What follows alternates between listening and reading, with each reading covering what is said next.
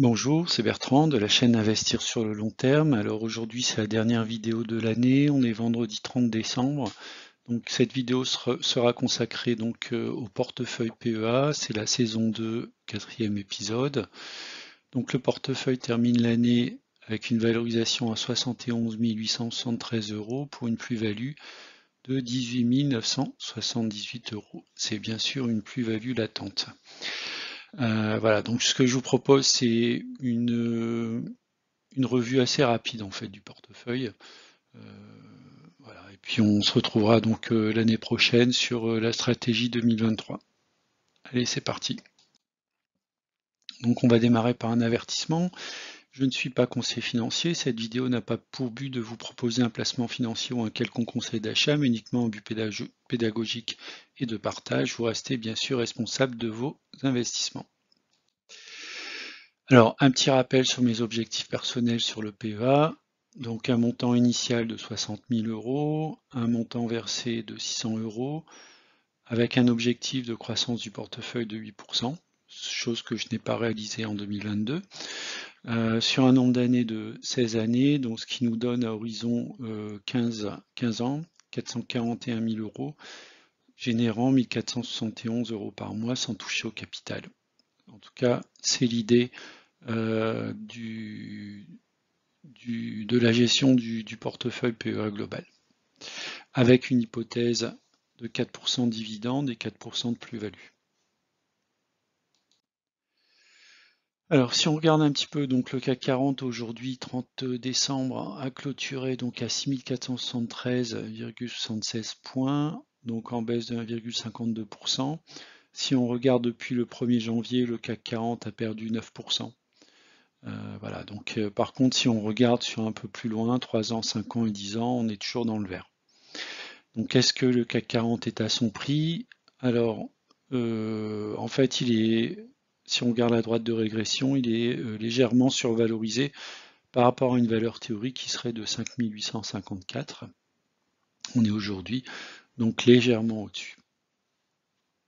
Alors, le 6496, en fait, c'est tout simplement que les cotations viennent de Google Finance il y a à peu près un quart d'heure de décalage en fait. Donc c'est pour ça que vous n'avez pas 6473 mais 6496. Alors si on regarde donc la situation du PEA au 30 décembre 2022, donc une valorisation de 71 873, je l'ai déjà dit, avec la plus-value 18 978. Montant investi 53 200, donc des dividendes touchés sur l'année de 2108. Donc si on fait à peu près le ratio, on est autour de 3% en fait de rendement sur la partie dividende. Voilà. Si on regarde maintenant l'effet marquant sur la période, donc je vous ai affiché ici l'ensemble des opérations qui ont été effectuées sur le mois de décembre, il y en a eu pas mal. Alors on a eu tout d'abord donc le versement régulier des 600 euros que j'opère généralement en début de mois. Ensuite, on a touché des coupons sur le mois de décembre, donc Total Énergie pour 112 euros, GTT pour 15,50 euros, ABC Bourse pour 17,80. À noter que ABC Bourse, c'est un dividende qui est trimestriel. Donc si vous êtes à la recherche de dividendes réguliers, non pas ABC Bourse, mais ABC Arbitrage peut être un titre particulièrement intéressant. Orange, donc qui a versé son dividende ici en fin d'année, 48,90 en termes de coupons. LVMH 10 euros, soit au total sur le mois de décembre, 204 euros perçus en dividende. Alors j'ai effectué pas mal d'achats sur le mois de décembre, donc il y a eu 35 Bouygues en deux fois. Une première fois, 18 actions à 27,62 euros et 17 euros à 28,65 euros. Ensuite, j'ai également donc acheté deux Kering, donc une première action à 474, puis ensuite une autre action à 497 pour un PRU en fait de 488,29. Ensuite, j'ai renforcé des Orange, donc 54 Orange à 9,10 €. J'ai également acheté des Atos, 30 actions à 8,83, donc ça c'est une demi-position à peu près 250 € avec un objectif purement spéculatif. Je suis rentré sur Accor. J'avais fait une vidéo sur Accor, donc j'ai pris 20 actions à 24,80. J'ai renforcé sur du Stellantis 75 actions à 13,18. J'ai également donc acheté 2 ETF américains. Donc le premier c'est un Lyxor SP500. Donc j'en ai pris 16 à 30,39 €. Et ensuite un ETF sur le Nasdaq 100, j'en ai pris 15 à 29,95 €. Donc pour les deux, c'est donc un palier autour de 500 €.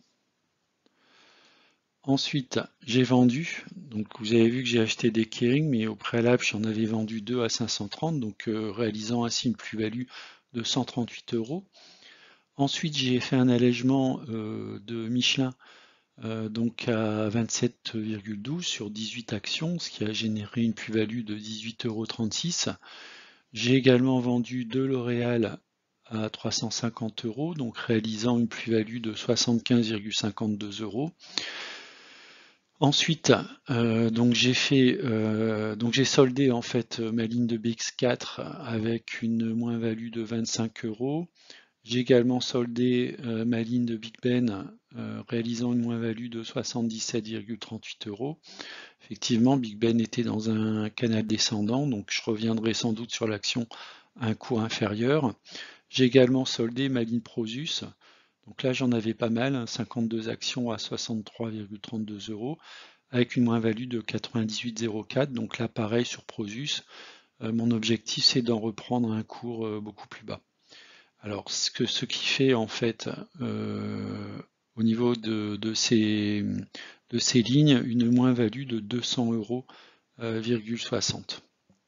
Alors au total en fait sur la période, donc si je prends mes plus-values moins mes moins-values, donc j'ai un solde quand même positif de 235 € en termes de plus-value.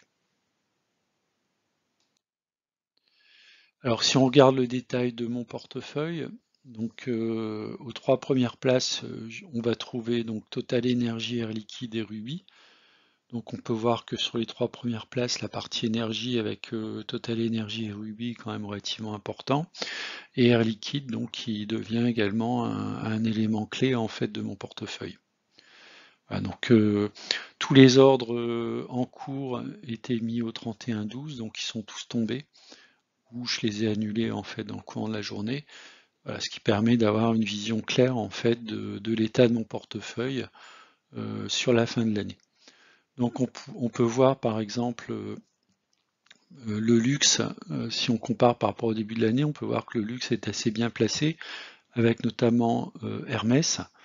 On va voir également du LVMH et puis un petit peu de Kering. Donc sur la partie énergie, j'en ai parlé. Donc sur la partie constructeur automobile, j'étais sorti progressivement durant l'année. Donc là, je me suis légèrement renforcé sur Stellantis et je possède également Michelin qui est pour moi une action en fonds portefeuille. Ensuite, on va retrouver pas mal d'industriels avec des gens comme Legrand par exemple. On va retrouver des gens également comme Bouygues, bon, que je considère comme un industriel, puisqu'on est plutôt en majorité sur la partie construction, également au niveau de Vinci, donc tout ce qui est industriel, infrastructure, ensuite du GTT, du Airbus par exemple. Alors un petit soupçon de comment dire hôtel-restaurant avec Accor. Alors là, Accor, c'est plutôt sur le moyen long terme. Donc je vais jouer le rebond Coupe du Monde 2023 et puis les Jeux Olympiques 2024. C'est une toute petite ligne Accor, hein. On est autour de 470 €. Voilà. Donc je reviendrai un petit peu plus en détail sur l'analyse du portefeuille sur le début de l'année 2023. Alors si on regarde de manière un petit peu macro, donc j'ai gardé une poche de cash assez importante, à peu près 30%, ce qui me permet d'aborder l'année 2023 avec beaucoup de sérénité. Voilà, donc si on a une forte baisse des marchés début 2023, eh bien j'aurai de quoi utiliser mon cash pour renforcer des lignes, que ce soit sur la partie luxe par exemple, ou la partie industrie, avec notamment des actions comme Air Liquide ou Legrand. Ou alors la technologie, j'ai pas réussi en 2022 à rentrer sur Capgemini, donc j'attends encore une baisse du marché pour pouvoir renforcer sur Capgemini. Et puis si côté américain, on a une forte baisse des indices Nasdaq et Standard & Poor's 500, je renforcerai également sur ces indices. Alors on peut noter que je suis relativement peu investi sur la finance, notamment les actions de type bancaire. Alors là, je suis assez méfiant en fait, notamment sur 2023. Peut-être profiter de fortes baisses si c'est le cas, notamment sur les bancaires comme BNP, Société Générale ou